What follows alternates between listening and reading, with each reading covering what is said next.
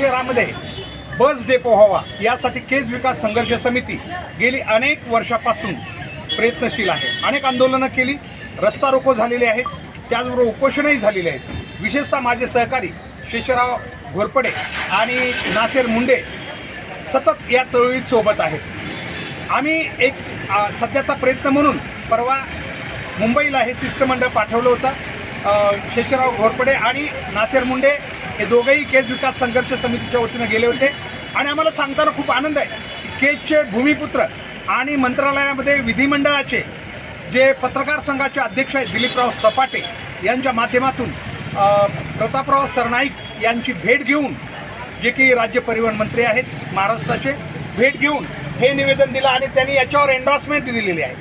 त्यांनी राज्य परिवहन मंडळाच्या प्रशासनाला तात्काळ आदेश करून केजला डेपो होण्याबद्दल तात्काळ कारवाई करण्याचे आदेश तोंडी आणि लेखी दोन्ही दिलेले आहेत। आम्हाला याचा खूप आनंद आहे। आज आम्ही कारण आम्ही एक चळवळ आहे, आमचा एक संघर्ष आहे। आम्हाला केजला जे नाही आहे ते ताबडतोब करणं आम्हाला गरजेचं आहे आणि म्हणून या शिष्टमंडळानं जाऊन तिथं भेट घेतलेली आहे। आमची आंदोलनं चालूच राहतील जोपर्यंत बस आगार केजला पूर्ण होत नाही। कारण केज तालुका आपल्याला माहिती आहे जुन्या 7 बीड जिल्ह्याच्या तालुक्यापैकी एक ठिकाण आहे आणि आज हे ठिकाण खामगाव पंढरपूर आणि अहमदपूर अहमदनगर या 2 महामार्गाच्या जोडणीवर आहे। दररोज हजारो प्रवासी केज शहराच्या बसस्थानकातून महाराष्ट्राच्या कानाकोपऱ्यात आपला प्रवास करतात। त्यामुळे इथून जे आहे ते बसची व्यवस्था होणं गरजेचं आहे। बस आगार नसल्यामुळं कधीच केजचं नाव महाराष्ट्रात लोकांना फारसं माहीत झालं नाही, कारण इथून जाणाऱ्या बस कधीच केज नावानं गेलेल्याच नाहीत आणि व्यवस्थापन बी होत नाही। इथल्या खेडेगावांना, ज्या तालुक्यातील खेडेगावांना जे बस व्यवस्थापन लागतं ते या ठिकाणी होऊ शकलेलं नाही।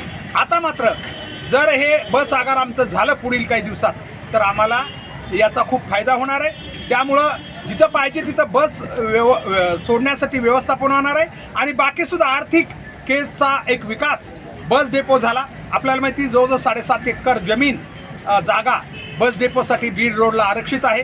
त्या जागेचा उपयोग या ठिकाणी आम्हाला होणार आहे। तिथं मार्केटसुद्धा होईल कदाचित बस डेपोच्या माध्यमातून आणि बस डेपोच्या माध्यमातून पहिला इलेक्ट्रिक सेंटर जे आहे, feeding centre, electric charging centre, ते सुद्धा या ठिकाणी होण्याची राज्य परिवहन मंत्र्यांना ग्वाही दिलेली आहे। त्यामुळे या सर्व गोष्टी होणार आहेत। मी पुन्हा एकदा माझे सहकारी शेषराव घोरपडे आणि नासेर मुंडे हे दोन्ही माझे सहकारी वय एवढं झालेलं असताना सुद्धा या ठिकाणी आज मी अशा चळवळीमध्ये सक्रिय आहेत, त्याबद्दल दोघांचंही केजवासियांच्या वतीनं खूप खूप अभिनंदन करतो आणि आमच्या या चळवळीमध्ये केजवासियाने भविष्यामध्ये सहभागी होत राहावं, जिथं गरज पडते तिथं आम्हाला सहकार्य करावं एवढी त्या सर्वांना आम्ही या ठिकाणी आवाहन करतो। धन्यवाद।